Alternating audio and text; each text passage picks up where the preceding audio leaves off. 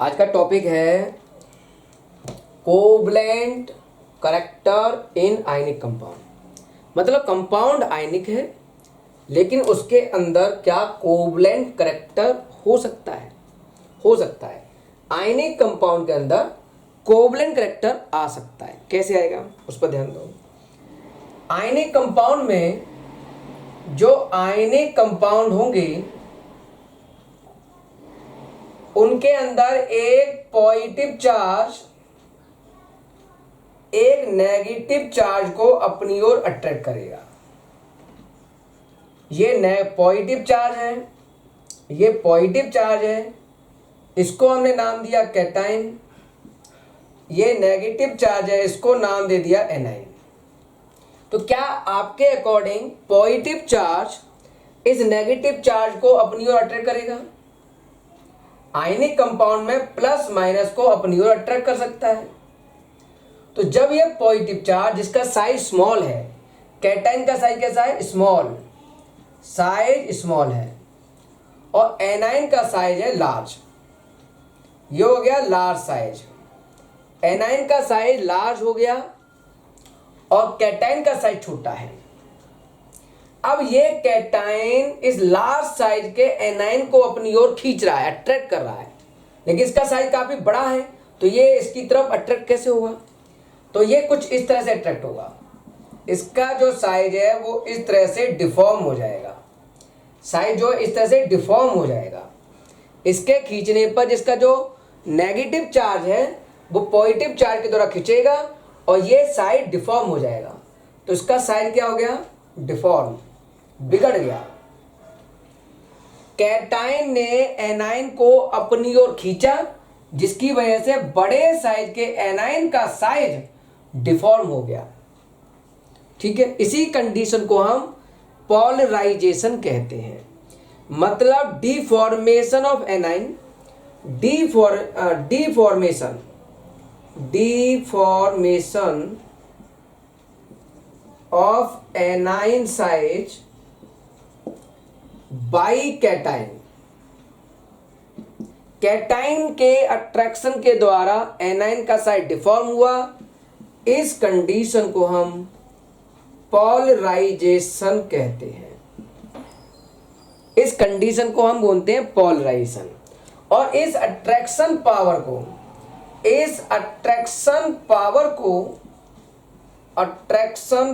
को हम बोलते हैं पॉलराइजिंग पावर कह सकते हैं। तो ये हो गया पॉलराइजिंग पावर। जब पॉलराइजेशन का करैक्टर होगा, जब पॉलराइजेशन होगा तो आयनिक कंपाउंड में कोवलेंट करैक्टर आ जाएगा। आयनिक कंपाउंड में कोवलेंट करैक्टर आ जाता है। आयनिक कंपाउंड में कोवलेंट। सेकंड जो केस है पॉलराइजेशन के लिए वो है pseudo inert configuration. Pseudo inert configuration, या ध्यान दो क्या मतलब इसका। सोडियम 11 कॉन्फ़िगरेशन किया 281, आउटर मोस्ट में एक इलेक्ट्रॉन है। सोडियम प्लस करोगे तो कॉन्फ़िगरेशन में आएगा 28। ऐसे ही फर्स्ट ग्रुप में आता है कॉपर 29, 28 18 1। कॉपर प्लस 1 करोगे तो एक इलेक्ट्रॉन ये गायब हो जाएगा, तो 2 8 18। अगर दो आयंस की कंपेयरिंग की जाए, एक में आउटर मोस्ट में 8 इलेक्ट्रॉन है और एक में 18, तो जिसके अंदर 18 इलेक्ट्रॉन होंगे जैसे कॉपर प्लस 1, वो ज्यादा पोलराइजिंग पावर रखेगा सोडियम आयन से। ये क्या चक्कर है? एक्चुअल में कॉपर का कॉन्फ़िगरेशन हम लिख सकते हैं इस तरह से। कॉपर 29 तो आर्गन 18 3d4s1 3d10, तो उसमें d ऑर्बिटल आया। क्या आया? d orbital. जहां d ऑर्बिटल आएगा वहां पुअर शिल्डिंग हो गई। d ऑर्बिटल के प्रेजेंट होने से, डी ऑर्बिटल प्रेजेंट होगा, डी ऑर्बिटल इस तरह से होगा, इसका साइज बड़ा होगा, साइज लार्ज, इसमें इलेक्ट्रॉन दूर दूर होंगे, इलेक्ट्रॉन फार अपार्ट, इलेक्ट्रॉन दूर दूर होंगे तो रिपल्सन कम होगा, रिपल्सन होगा ही नहीं, रिपल्सन बहुत कम होगा, केवल अट्रैक्शन होगा। तो ऐसी कंडीशन में केवल अट्रैक्शन होगा, और जब अट्रैक्शन होगा तो ये साइज को ज्यादा डिफॉर्म करा लेगा। रिपल्सन कम, अट्रैक्शन ज्यादा। अट्रैक्शन इसलिए ज्यादा क्योंकि एटॉमिक नंबर हाई है, तो अट्रैक्शन ज्यादा है तो पोलराइजेशन भी ज्यादा, पॉलिराइजेशन ज्यादा। तो जिनके, सीधा पॉइंट समझो, जिनके आउटर मोस्ट में 18 इलेक्ट्रॉन होते हैं, या जो डी ऑर्बिटल है उसकी कंपेयरिंग जिसमें डी ऑर्बिटल नहीं है उससे करोगे, तो जिसमें 18 इलेक्ट्रॉन है या जिसमें डी ऑर्बिटल आ रहा है उसकी पोलराइजिंग पावर सेकंड से कम होगी, मतलब सोडियम आयन से कम होगी, सॉरी ज़्यादा होगी। यहाँ 18 इलेक्ट्रॉन जो डी ऑर्बिटल है उसकी पोलराइजिंग पावर इस सोडियम आयन से ज़्यादा होगी। जिसमें डी ऑर्बिटल आए, जिसमें 18 इलेक्ट्रॉन आए, उसकी पोलराइजेशन पावर ज़्यादा होगी, मोर होगी। इतना समझ में आया हमारे पास? थोड़ा सा प्रॉपर्टी समझने की कोशिश करो अच्छी तरह से। अब मैं इसी में थोड़ा सा टॉपिक आगे बढ़ा रहा हूँ, अच्छी तरह समझना। ये इतना समझ में आया हमारे पास सीडो इनर्ट कॉन्फ़िगरेशन का कंसेप्ट।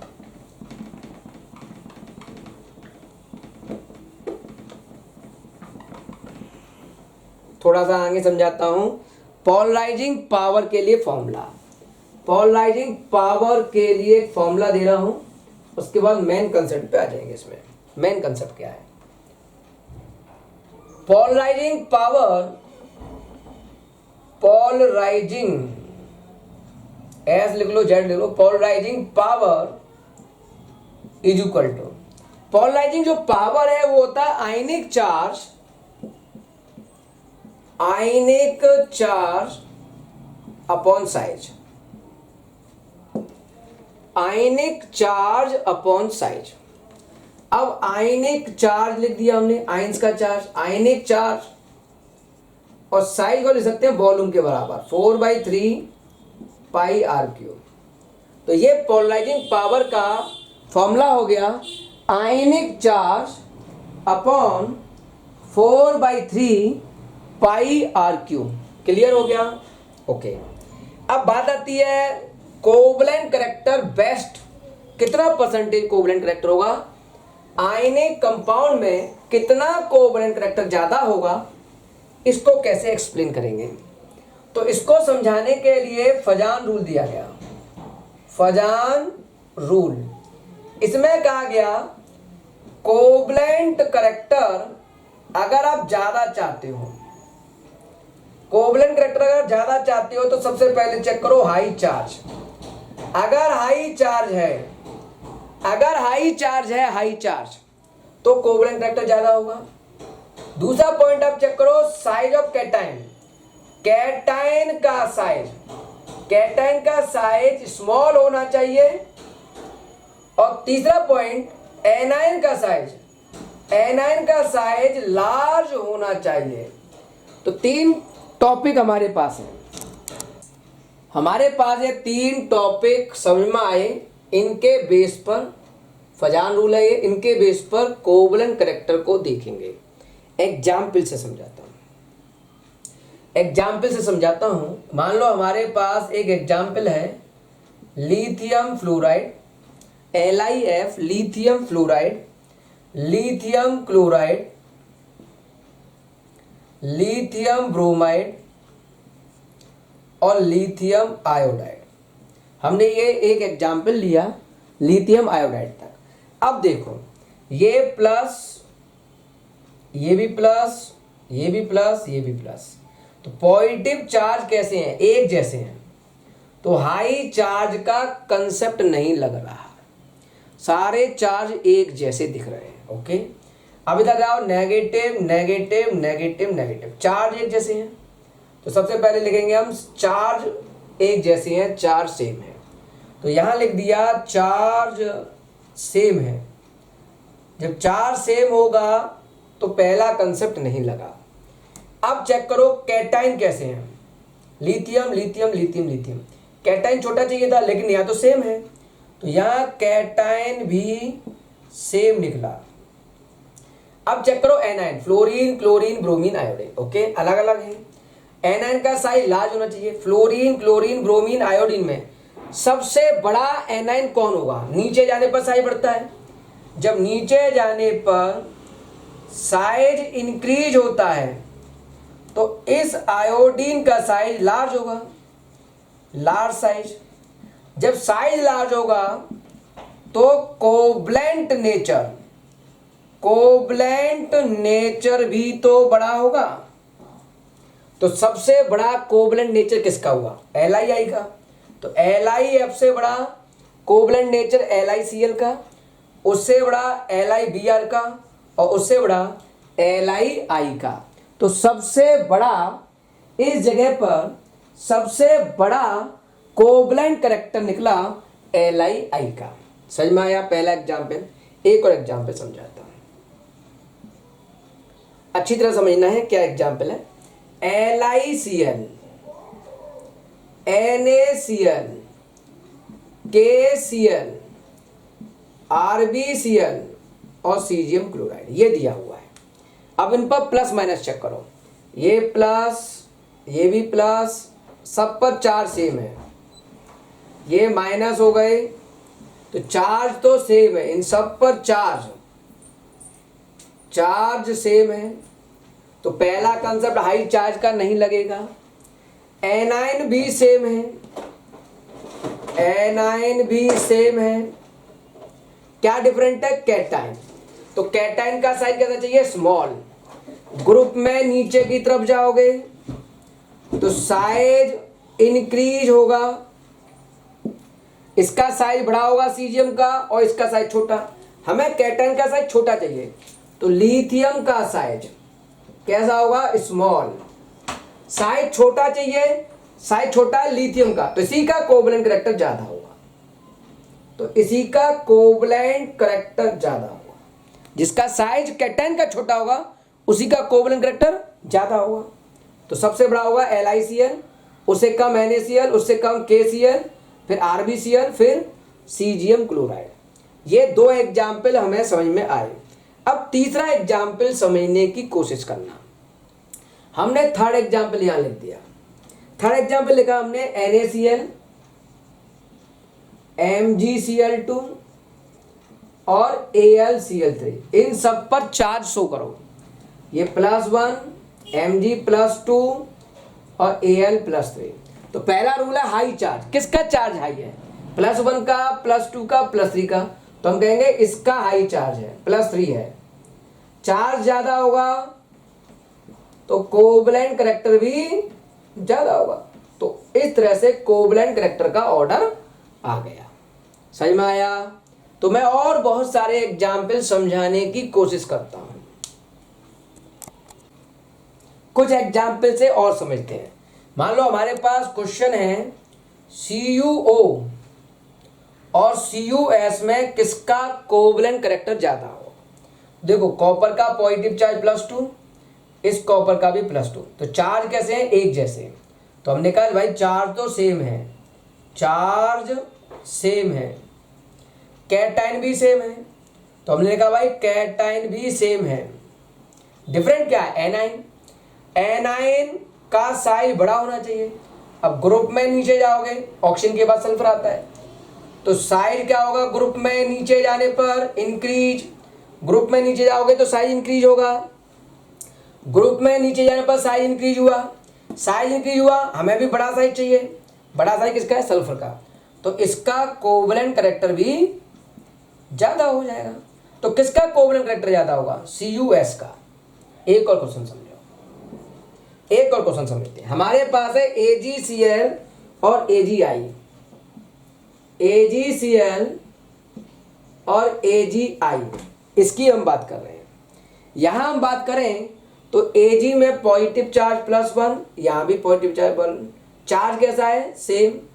तो यहां लिख दिया हमने चार्ज सेम है, प्लस प्लस कैटाइन है, कैटाइन भी सेम है। अब चाहिए एनाइन का करेक्टर। Cl से बड़ा साइज होता है I का, नीचे जाओगे साइज इंक्रीज हुआ, किसका साइज बड़ा हुआ? I का। साइज इंक्रीज होगा तो कोवलेंट करेक्टर भी ज्यादा होगा। किसका ज्यादा होगा? Ag I का ज्यादा होगा। एक और क्वेश्चन समझते हैं। हमारे पास एग्जाम्पल है, मान लो second group BeCl2 MgCl2 CaCl2 SrCl2 और BaCl2। ये दिया हुआ सेकंड ग्रुप के हैलाइड। ओके, दिख रहे हैं? ठीक है। अब इन सब पर चार्ज चेक करो, +2, सब पर पॉजिटिव चार्ज सेम, +2 चार्ज है सब पर, तो चार्ज कैसा? सेम। तो पहला पॉइंट चार्ज सेम है। ओके, एनाइन एक जैसे हैं, एनाइन सेम है, तो किससे डिसीजन लोगे? कैटाइन डिफरेंट है, कैटाइन से लेंगे। कैटाइन का साइज चाहिए छोटा। अब ग्रुप में नीचे जाओगे तो साइज इंक्रीज होगा। सबसे छोटा साइज होगा बेरिलियम का, इसका साइज सबसे छोटा होगा। कैटाइन का साइज छोटा चाहिए, सबसे छोटा साइज किसका? कैटाइन का, बेरिलियम का। तो इसी का कोवलेंट करेक्टर ज्यादा होगा, जिसका कैटाइन का साइज छोटा होगा, कैटाइन का साइज छोटा होगा, उसी का कोवलेंट करेक्टर ज्यादा। तो सबसे ज्यादा BeCl2, फिर MgCl2, उससे कम, उससे कम। समझ में आ रहा है? तो इस तरह से हम ये ऑर्डर लिख सकते हैं। समझ में आ रहा है हमारे पास? तो इसी तरह से और एग्जाम्पल समझने की कोशिश करते हैं। इन सब में कोवलेंट नेचर का ऑर्डर एक्सप्लेन करना है। कैसे एक्सप्लेन करेंगे? CaF2 CaCl2 CaBr2 CaI2। तो देखो ये पॉजिटिव चार्ज 2, यहाँ भी पॉजिटिव चार्ज 2, इस जगह पे भी पॉजिटिव चार्ज 2, यहाँ भी पॉजिटिव चार्ज 2, सब पर पॉजिटिव चार्ज सेम है। तो चार्ज कैसा सब पे? सेम। चार्ज सब पर सेम है और कैटाइन भी सेम है, कैटाइन भी एक जैसे है, कैटाइन भी सेम है। डिफरेंट कौन है? एनाइन। तो एनाइन का साइज होना चाहिए लार्ज, और नीचे की तरफ ग्रुप में जा रहे हो तो साइज इंक्रीज होगा। सबसे बड़ा साइज किसका होगा? आयोडीन का, आयोडाइड का। और साइज जिसका बड़ा होगा उसका कोवलेंट करेक्टर भी बड़ा होगा, कोवलेंट नेचर भी ज्यादा होगा। तो सबसे बड़ा साइज है इसका, तो इसका कोवलेंट करेक्टर भी सबसे ज्यादा हो गया। ओके, एक क्वेश्चन देखो, PbCl2 और PbCl4 में ये +2 है, 2 एटम है तो +2, 4 एटम है तो +4। तो दोनों का चार्ज डिफरेंट है। हाई चार्ज किसका है? इंडिया में देखोगे तो हाई चार्ज इसका है, इसका है हाई चार्ज, इसका है हाई चार्ज, और जिसका हाई चार्ज होगा उसी का कोवलेंट करेक्टर ज्यादा होगा। यहां चेक करो, SO4 -2 होता है तो कैल्शियम हो गया +2। ओके, यहाँ PO4 -K3 होता है, ये +2 है। तो देखो कैटाइन का साइज तो इस तरह से है चार्ज, लेकिन SO4 और PO4 में चेक करो, SO4 और PO4 में चेक करोगे, इसका -2 है और इसका -K3। तो किसका हाई चार्ज है? हाई चार्ज होगा इसका, -K3 हाई चार्ज, तो इसी का कोवलेंट नेचर ज्यादा होगा। यहां आ जाओ, ALN Al2O3 AlF3, नाइट्रोजन का होता है -K3, O का होता है -K2 और F का होता है -K1। एल्युमिनियम का तो सब में +3 है, एल्युमिनियम का चार्ज तो सेम है, एनाइन का चार्ज डिफरेंट है। चार्ज किसी का भी हो, जिसका डिफरेंट है उसको देखेंगे। तो -3 चार्ज बड़ा है, -2 फिर -1, हाई चार्ज इसका है तो इसका कोवलेंट करेक्टर ज्यादा होगा। तो सबसे ज्यादा कोवलेंट करेक्टर होगा ALN का, क्योंकि इसका माइनस चार्ज हाई है, -1 से -2 से। समझ में आया? थोड़ा सा और आगे समझते हैं। कोवलेंट नेचर अगर हम ऑर्डर में निकाल लें, कोवलेंट करेक्टर हमने निकाल लिया, कोवलेंट नेचर हमने निकाल लिया, ऑर्डर निकाल लिया, उसकी सहायता से क्या क्या निकाल सकते हैं। Covalent nature directly proportional to colour. अगर कोवलेंट करेक्टर ज्यादा होगा तो उसका कलर भी डार्क हो जाएगा। Point number 2, covalent nature, covalent nature inversely proportional to ionic nature. जब कोवलेंट करेक्टर ज्यादा होगा तो कंपाउंड में आयनिक करेक्टर कम होगा। Inversely proportional to thermal stability, inversely proportional to thermal stability होता है। Inversely proportional to boiling point और मेल्टिंग पॉइंट होता है, boiling point and melting point होता है। कोवलेंट करेक्टर अगर ज्यादा है तो आयनिक करेक्टर कम होगा, कोवलेंट करेक्टर अगर ज्यादा है तो थर्मल स्टेबिलिटी कम होगी, कोवलेंट करेक्टर अगर ज्यादा है तो बॉइलिंग पॉइंट मेल्टिंग पॉइंट भी कम होगा। ओके, और क्या देख सकते हो, आप देख सकते हो solubility in water, inversely proportional to solubility in water. ठीक है, तो ये करेक्टर अगर ज्यादा है तो ये सारे करेक्टर इनवर्स कर दिए जाएंगे, उल्टे कर दिए जाएंगे, ये ध्यान रखना। फॉर एग्जाम्पल, मैं एक एग्जाम्पल से समझाना चाहता हूं, अच्छी तरह समझना। AgF, AgCl, AgBr और AgI हमको दिया है, ये करेक्टर हमको दिए हैं। हमारे पास एक एग्जाम्पल है, AgF का पॉजिटिव चार्ज +1, नेगेटिव -1, ये +1, ये -1, ये +1, ये -1, ये +1, ये -1। तो देखो कैटायन का या एनायन का जो चार्ज है वो सिमिलर है, तो हमने किया भाई चार्ज तो सेम है, चार्ज सेम है। ओके, कैटायन भी सेम है, कैटायन भी सेम है, डिफरेंट क्या है, तो हमने कहा डिफरेंट है एनायन, एनायन का साइज डिफरेंट है। अब एनायन का साइज होना चाहिए बड़ा, ग्रुप में जब नीचे की तरफ जाओगे तो साइज इंक्रीज होगा, सबसे बड़ा साइज होगा आई का, सबसे बड़ा साइज होगा आई का, तो इसका कोवलेंट नेचर भी बड़ा होगा। तो सबसे बड़ा कोवलेंट नेचर का ऑर्डर आया ये, मतलब AgF से बड़ा कोवलेंट करेक्टर होगा AgCl का, उससे बड़ा कोवलेंट करेक्टर होगा AgBr का, और उससे बड़ा करेक्टर होगा AgI का। ये कोवलेंट करेक्टर का ऑर्डर हो गया, अच्छी बात है। अब मुझे चाहिए, ये ऑर्डर है किसका, कोवलेंट नेचर का ऑर्डर है। अगर मुझे ionic nature, thermal stability, boiling point ये चाहिए तो इनको उल्टा कर देंगे, तो ये ऑर्डर हो जाएगा AgF बड़ा, देन AgCl उससे छोटा, उससे स्मॉल हो जाएगा AgBr, और उससे भी स्मॉल हो जाएगा AgI। ये जो हमने ऑर्डर लिखा है वो ionic character, thermal stability, boiling point, melting point, solubility का। मैं कोई एक लिख देता हूँ, thermal stability, ionic character, melting point, boiling point और solubility in water, solubility in water. इन सब में फजान रूल लगा और इस कोवलेंट करेक्टर का उल्टा करेक्टर ये माने जाएंगे। समझ में आया यहाँ तक? अब यहाँ हमको एक प्रॉब्लम क्रिएट होने वाली है, उस पर ध्यान देना।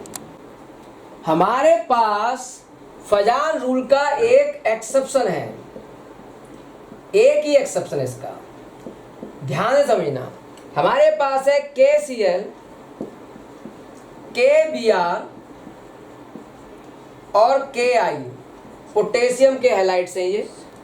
इनके अंदर फजान रूल एप्लीकेबल नहीं होता है, फजान रूल नॉट अप्लाइड, इस पर फजान रूल नहीं लगता। इनके आयनिक करेक्टर, इनकी सॉल्युबिलिटी, इनकी थर्मल स्टेबिलिटी, मेल्टिंग पॉइंट, जो भी कंसेप्ट है वो फजान रूल से नहीं कैलकुलेट होता। इनके लिए आपको प्रयोग करना होगा concept lattice energy. Lattice energy का कंसेप्ट यूज करना होता है। इन तीनों को फजान रूल से कैलकुलेट नहीं कर सकते। एक्सेप्शन केस है, यहां लगता है लैटिस एनर्जी। लैटिस एनर्जी के बेस पर हम लोग सॉल्युबिलिटी, मेल्टिंग पॉइंट वगैरह बताएंगे। Lattice energy directly proportional to charge. Lattice energy directly proportional to charge, directly proportional to melting point, boiling point, and the inversely proportional to solubility in water। मतलब अगर मुझे solubility निकालनी है तो Fazan rule के according कुछ और आंसर आएगा और लैटिस एनर्जी के अकॉर्डिंग कुछ और आंसर आएगा। तो फिर सही कौन सा होगा? इन तीनों के अंदर लैटिस एनर्जी का कंसेप्ट लगेगा, उससे solubility डिसाइड होगी। अब बात आती है लैटिस एनर्जी का कंसेप्ट कैसे लगेगा। लैटिस एनर्जी इनवर्सली प्रोपोर्शनल होता है साइज के। लैटिस एनर्जी का कंसेप्ट बहुत डिटेल में आगे समझाऊंगा एक बार, अभी यहाँ रफली समझा रहा हूँ। Lattice energy directly proportional to 1 size. अब देखो साइज सबसे बड़ा किसका है? साइज जिसका बड़ा होगा उसकी लैटिस एनर्जी कम होगी। सबसे बड़ा साइज है यहाँ आयोडीन का, इसका साइज लार्ज है तो इसकी लैटिस एनर्जी सबसे कम। जब इसकी लैटिस एनर्जी कम होगी तो सॉल्युबिलिटी इन वाटर इसकी ज़्यादा होगी। मान लो मैं सॉल्युबिलिटी की बात कर रहा हूँ, लैटिस एनर्जी कम होगी तो इसकी सॉल्युबिलिटी ज़्यादा होगी। तो ये ऑर्डर आ गया इसकी सॉल्युबिलिटी का,